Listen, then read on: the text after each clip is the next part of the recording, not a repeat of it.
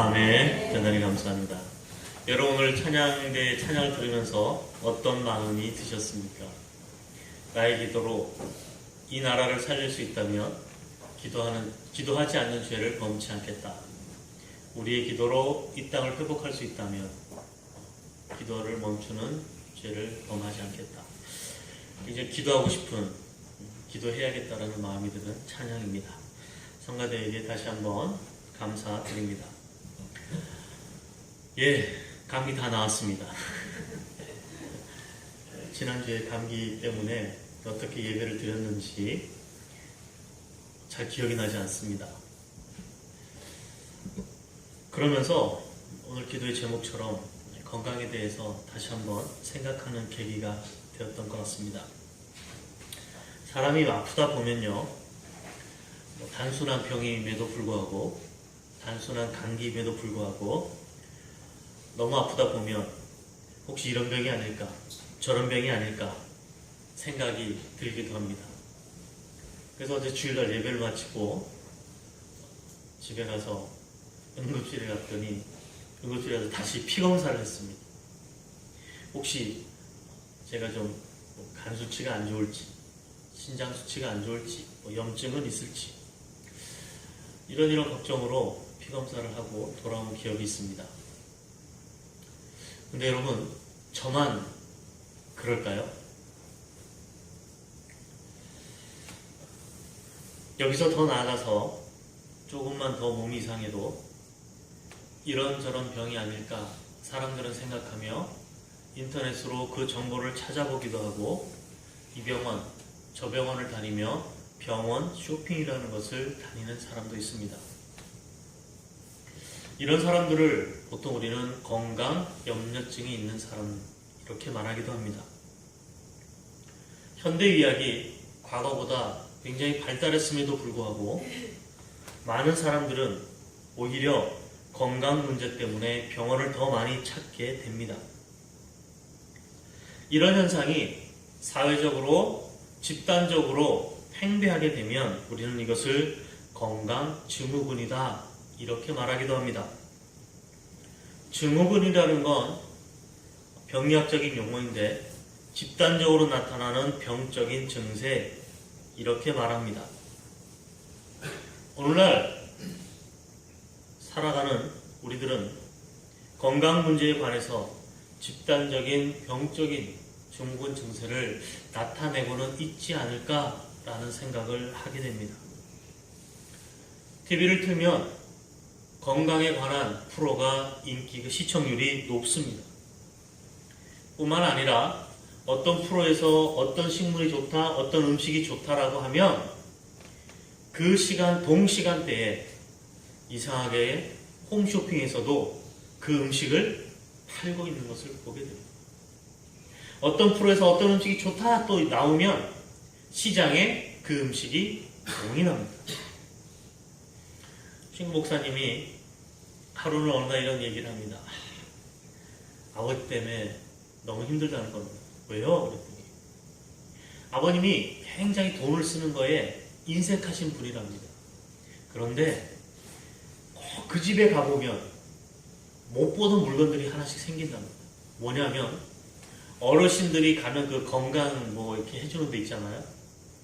거기 가서 그 기계를 쓰다가 그 기계 몇백만 원짜리를 사오고, 어떤 게 약이 몸에 좋다 그러면 또 그것을 또 몇백만 원짜리를 들고, 너무 힘들다는 거예요.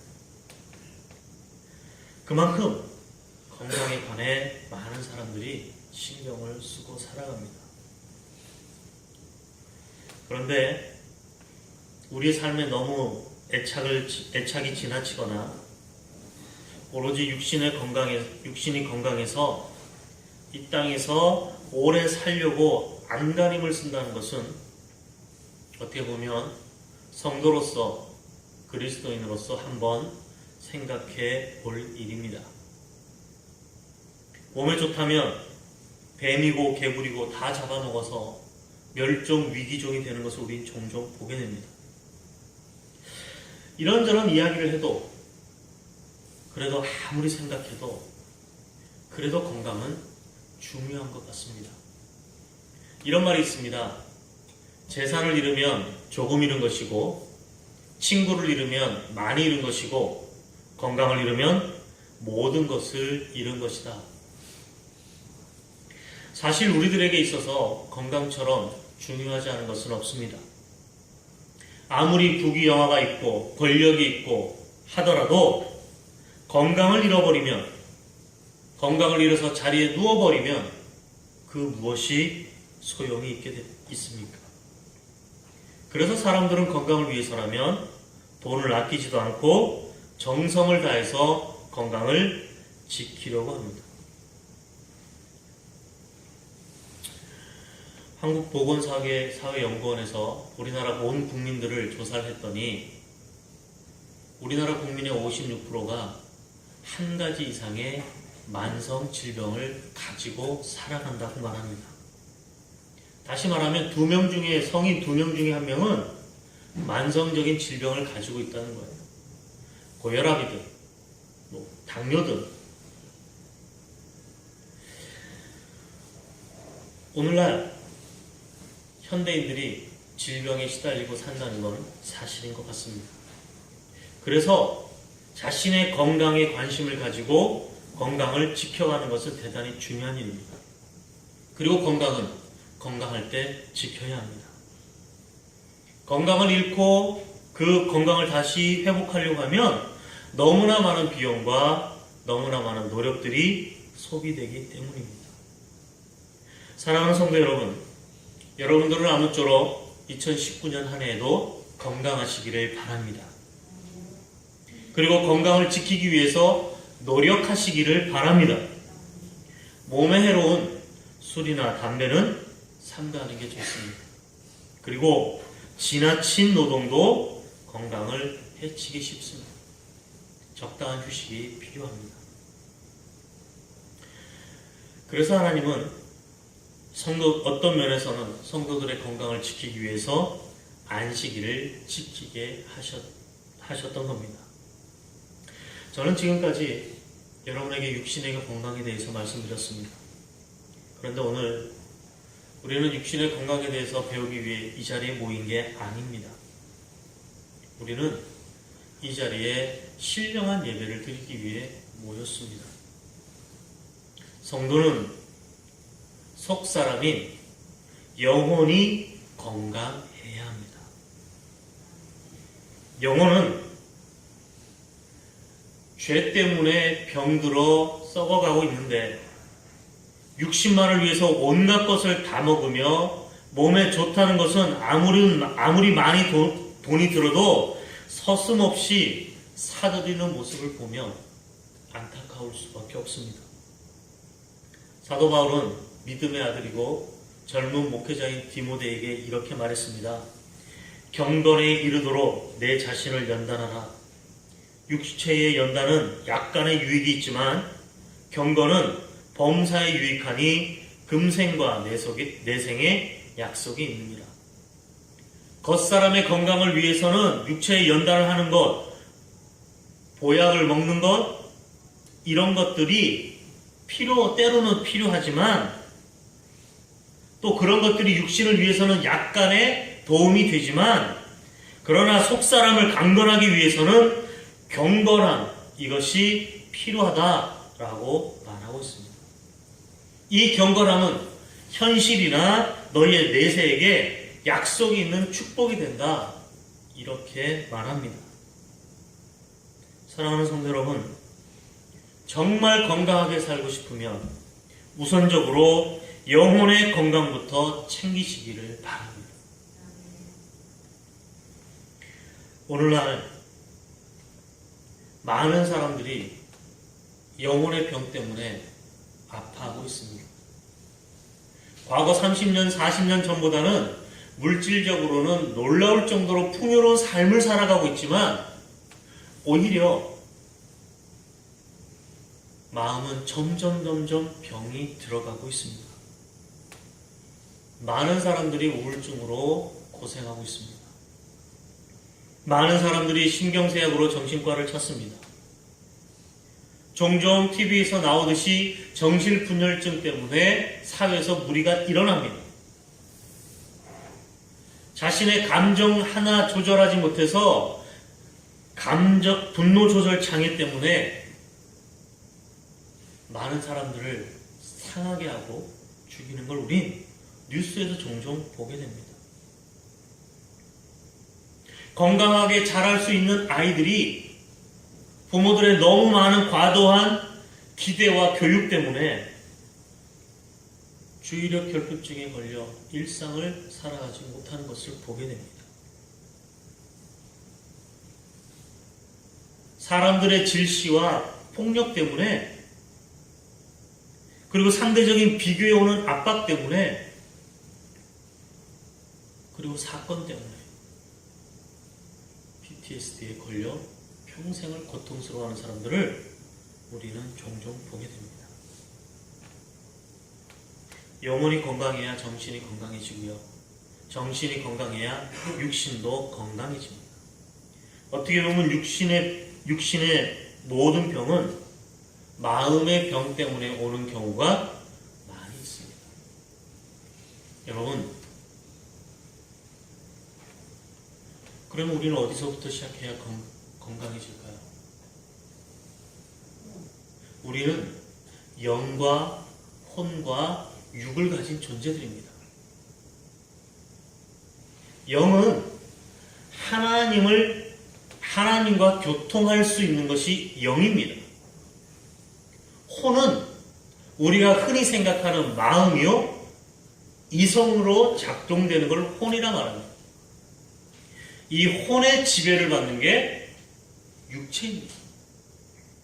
그래서 사람은 생각한 대로 뭐합니까? 살아가게 되어 있습니다. 다시 말하면 내 생각, 내 혼이 어떤 것들을 품고 살아가느냐에 따라서 우리는 그렇게 살 수밖에 없는 존재라는 겁니다. 때로는 육신의 욕망이 강해서 이성적으로, 혼적으로는 이렇게 살면 안 돼, 이런 일을 하면 안 되라고 할지라도 육신의 욕망 때문에 우리의 마음이, 혼이 육신에 끌려가는 경우도 있습니다. 그러면 이 혼은 어떻게 컨트롤해야 할까? 영으로 컨트롤해야 합니다. 이 세상 사람들은 혼으로 산다고 말합니다. 이성적으로 살아야 된다 말합니다. 지식으로 살아야 된다고 말합니다. 그러나 이성과 지식과 과학으로 살아온 결과가 우리가 지금 살고 있는 세상의 모습입니다. 자연을 파괴하지요. 인간성을 말살하지요. 사람을 사람답게 살아갈 수 없게 말합니다. 비정규직이 없어야 된다고 시위를 합니다. 제가 여기서 말씀드리는 건 누가 옳고 그름에 대한 이야기가 아닙니다. 단지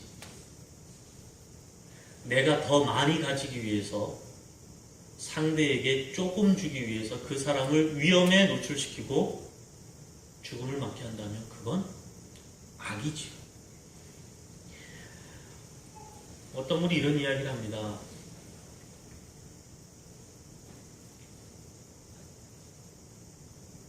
대학에 교직원으로 있는데 그 젊은 사람들이 다 열심히 일한대. 근데 나이 많은 50대, 60대 사람들은 일을 하지 않는답니다. 그러면서 연봉은 많이 가지만, 여러분, 일 많이 하는 사람들에게 더 나눠주는 것 당연한 거 아닙니까? 그런데 놀라운 건요, 큰 돈도 아니고 몇 천 원이 자기의 수입에서 줄어들어도 난리가 난다고 합니다. 이게 바로 이성이요, 과학이요, 효율이요, 이런 생각들이 지배한 삶의 결과입니다. 그걸 통해서 세대의 갈등이 심해지죠. 여러분, 영은 눈에 보이지 않습니다. 하나님께서 사람을 창조하시고 사람에게 무엇을 불어넣어주셨어요? 하나님의 숨결을 부어 넣어주셨습니다. 이것이 하나님의 형상입니다. 다시 말하면 하나님은 절대 혼으로는 만날 수 없습니다. 그래서 믿으라는 거예요. 너희가 영이 깨어나서 믿어야 하나님의 영과 접촉할 수 있고 하나님의 영과 접촉해야 그것이 혼에 영향을 미치고 육신을 지배할 수 있습니다. 그래서 하나님을 만난 사람만이, 성령을 받은 사람만이 자신의 혼, 생각을 바꿀 수 있고 생각을 바꾼 사람만이 그 사람의 삶을 바꿀 수 있다고 하나님은 말씀합니다. 내가 여전히 하나님을 만났다고 하면서도 하나님의 말씀대로 살아가지 못하고 있다면 나는 하나님의 영을 아직 제대로 만나지 못한 것이고 영의 힘이 부족해서 나의 혼과 육신을 지배하지 못하고 있는 겁니다. 진정으로 건강한 사람은 하나님과 끊임없이, 하나님의 영과 끊임없이 접촉하고 하나님을 통해서 은혜받고 말씀을 통해서 충만하고 능력을 얻어서 나의 혼, 다시 말하면 세상의 생각과 세상의 기준과 세상이 요구하는 그 모든 것들에 대해서 담대히 싸워서 이길 수 있는 능력을 가진 사람만이 이 세상을 이길 수 있습니다. 성도 여러분, 목사님, 제가 육신이 연약해서 변명입니다. 하나님을 만나기를 애쓰시는 분들이 되시기를 바랍니다. 오늘 찬송처럼 나의 기도 때문에, 아니 여러분 내 자식 사랑하지 않습니까? 내 자식을 위해서 여러분 기도하셔야죠. 나의 기도 때문에 내 자식이 하나님의 사람으로 이 땅에 잘 살아갈 수 있다면 무엇을 못하겠습니까? 드라마대로 수십억을 들여서 자식을 서울대 의대를 보내기 위해서 돈 쓴다는데 여러분 돈 쓰지 않고 기도하면 내 자식 살릴 수 있습니다. 내가 기도해서 이 나라를 살릴 수 있다면, 내가 기도해서 저 죽어가는 영혼을 살릴 수 있다면 기도해야지. 이 기도의 능력은 어디서 나옵니까? 하나님을 만나는 데서 시작됩니다. 하나님의 영은 어떤 사람에게 주어집니까? 하나님을 만나고자 하는 마음만 있으면 하나님은 우리를 만나주십니다. 근데 우리가 관심이 없어요. 어제 한 청년을 만났습니다. 이력서를 계속 보내도 면접을 봐도 자꾸 떨어져요. 그래서 자격증 공부한대요. 도대체 몇 개를 따야 될지를 모르겠다고. 비관하는 마음이 느껴집니다. 그래서 제가 그랬습니다. 야, 내가 너에게 어떻게 해야 취직이 잘 되고 어떻게 해야 되는지를 알려줄 수는 없지만 네가 그렇게 세상을 비관적으로 보고 희망을 버리는 그 순간 너는 다시는 네가 원하는 삶을 꿈꾸며 살아갈 수가 없게 된다 말했습니다.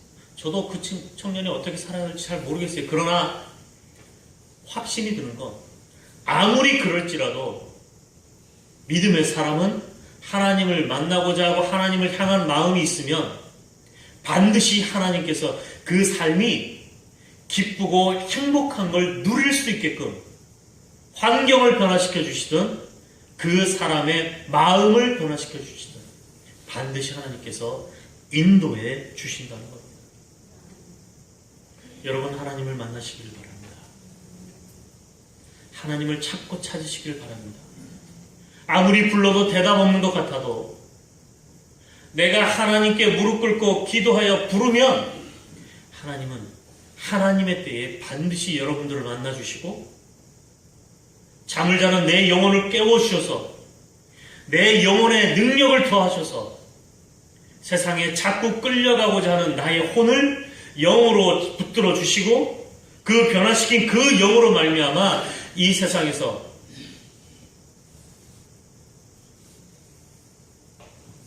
능히 감당할 수 없는 사람으로 주께서 세우실 줄로 믿습니다. 이 사람이 건강한 사람입니다. 세상은 이렇게 굴러가는데 이런 데서 어떻게 우리가 살아갈까요? 이성적으로는 여러분 답이 안 나옵니다. 이 답은요 고대부터 나오지 않습니다. 고대 시대에 어떻게 노예로 태어난 자가 감히 총리가 될 수 있습니까? 노예로 사는 자가 어떻게 일국의 강대국의 총리가 되어 살아갈 수 있을지 누가 알았겠습니까? 어떻게 이렇게 왜소한 몸을 가진 사람이 창과 방패로 무장한 저 거인을 쓰러뜨릴 수 있으리라고 상상이나 했겠습니까? 어떻게 노예 민족이 강대국의 감시에서 벗어나서 자기의 나라를 세울 수 있으리라고 어떻게 상상이나 했겠습니까? 사랑하는 성도 여러분, 지금 내 앞에 인생의 길이 보이지 않을지라도, 내가 무엇을 해야 할지 모를지라도 하나님 앞에 꿇어 엎드려 기도하며 그 길을 열어달라고 매달리시기를 바랍니다.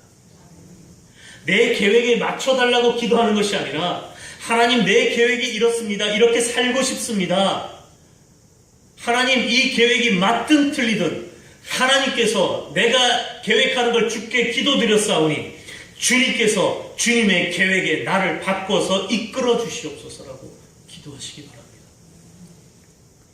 학생들은 학생들로 기도하십시오. 주님, 내가 좋은 대학 가기 위해서 공부하는 것이 아니라 1등하고 싶은 것이 아니라 하나님, 내가 하나님의 영광을 위해서 삶을 살아갈 수 있는 가장 좋은 길로 가는 걸 준비하기 위해 내가 열심히 공부하겠사오니 나에게 지혜와 능력을 허락하여 주옵소서. 여러분, 그 기도에는 등수가 중요하지 않습니다.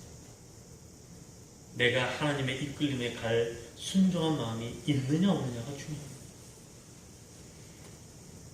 나이가 들어서 목사님, 나 뭐 살 날도 많지 않은데 뭘 합니까? 단 하루를 살더라도 하나님의 뜻에 순종하며 사는 경험을 하시기를 바랍니다.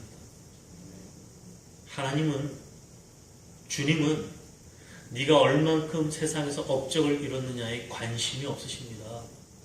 세상의 관심은 업적이지요. 얼만큼 많이 남겼느냐? 얼만큼 너희의 이름을 높였느냐? 얼마만큼 네가 많은 것을 소유하고 있느냐에 세상은 관심 갖지만, 하나님은 네가 내 뜻에 순종하여 얼마만큼 하나님의 뜻을 이 땅에서 이루며 살았느냐에 관심이 있습니다. 하나님의 뜻은 분명합니다. 사랑입니다.